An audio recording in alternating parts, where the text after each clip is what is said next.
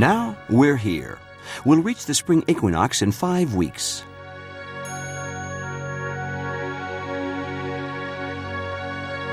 So why is the Earth round? It's a question of mass. The Earth's mass exerts such a pull that every part of it is drawn towards the center.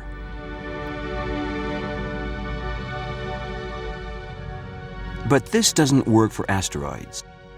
Asteroids are tiny planets so small there's not enough force to pull together all their matter and form a sphere.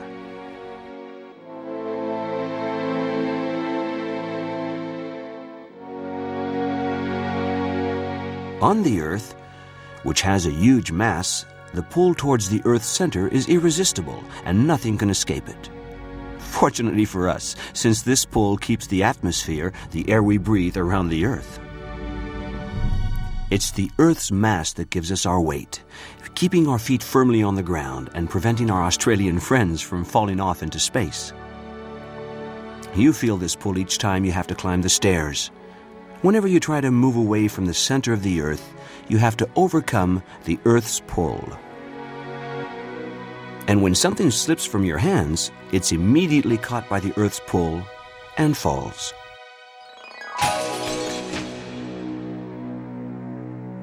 They say this is how the Earth's pull was discovered in the 18th century. An apple fell on Isaac Newton's head, making him wonder, why? Because the enormous mass of the Earth attracts the small mass of the apple. So why doesn't the moon fall onto the Earth? And the Earth into the sun?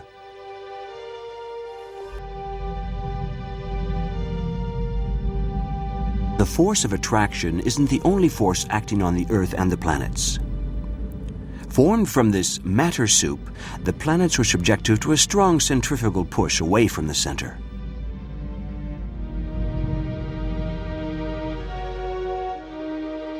Balancing these centrifugal forces and the pull of the sun, each planet finds its own orbit. The pull is strongest near the sun. The force of attraction is greatest for Mercury, just next to the sun. To remain in orbit, it has to move fast, 170,000 kilometers an hour, while the Earth only travels at 107,000 kilometers an hour. The Earth is further from the sun, and the sun's pull is weaker, so on our orbit, a slower speed is enough. Even so, this slower speed is 30 kilometers every second. Imagine traveling somewhere 30 kilometers away in 1 second. At the moment, we're getting 3 extra minutes of sunlight every day. Why? The Earth revolves around the sun, but the Earth's axis always points in the same direction. Our planet never loses its bearing. At the moment, the South Pole is in daylight, while the North Pole remains in darkness throughout its winter. But during our circular journey, the North Pole gradually leans towards the sun. So here, the sun, which seemed to travel on this path yesterday, rises more to the left today. At noon, it rises higher, and in the evening, it sets further to the right. Look for a marker when the sun rises and sets, and tomorrow you'll see it rises more to the left, is higher at midday, and sets further to the right. If your windows more or less face south in the winter, the sun, which is low in the sky, shines on the wall facing the window, but gradually the sun, which climbs higher in the sky every day, will shine on the floor in the middle of the room. And in the summer, when it rises highest in the sky, it will only shine on the floor just next to the window.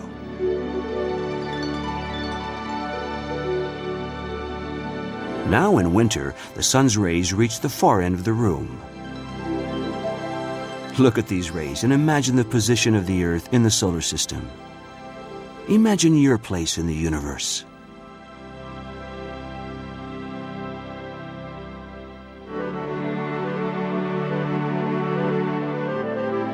As the Earth orbits around the sun, its axis always remains tilted in the same direction. So the axis is a useful reference for measuring time and finding out what time it is.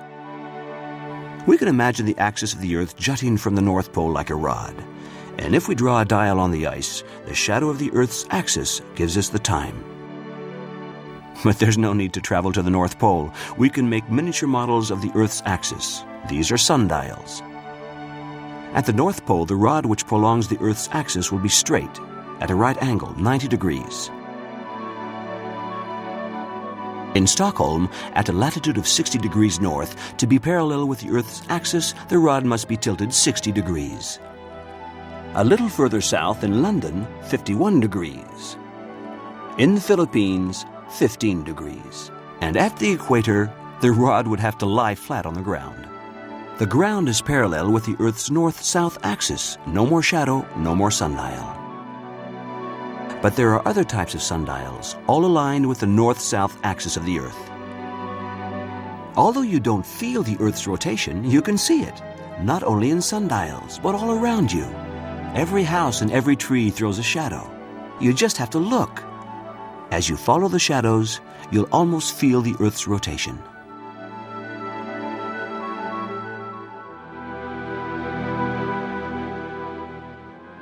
In the solar system, we're well acquainted with our neighbors, the planets, their position, speed, and movement. But comets come as a surprise. They're the ones we know, like Halley's Comet, which passes regularly every 76 years. But sometimes new comets appear, like Hale-Bopp in 1997.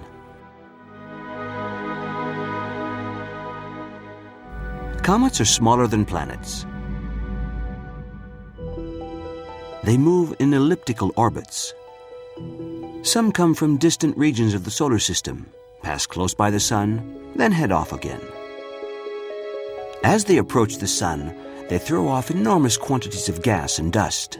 These substances form the tail of the comet, which stretches out in the sky like hair in the wind. Comet means hairy in Greek. The comets are little hairy planets. We tend to believe that when comets race through the sky, their body is in front and their tail behind. In fact, the tail always faces away from the sun, since it's the stream of particles flowing from the sun, the solar wind, that blows the comet's tail outwards. Without their tail stretching into space, comets would be invisible.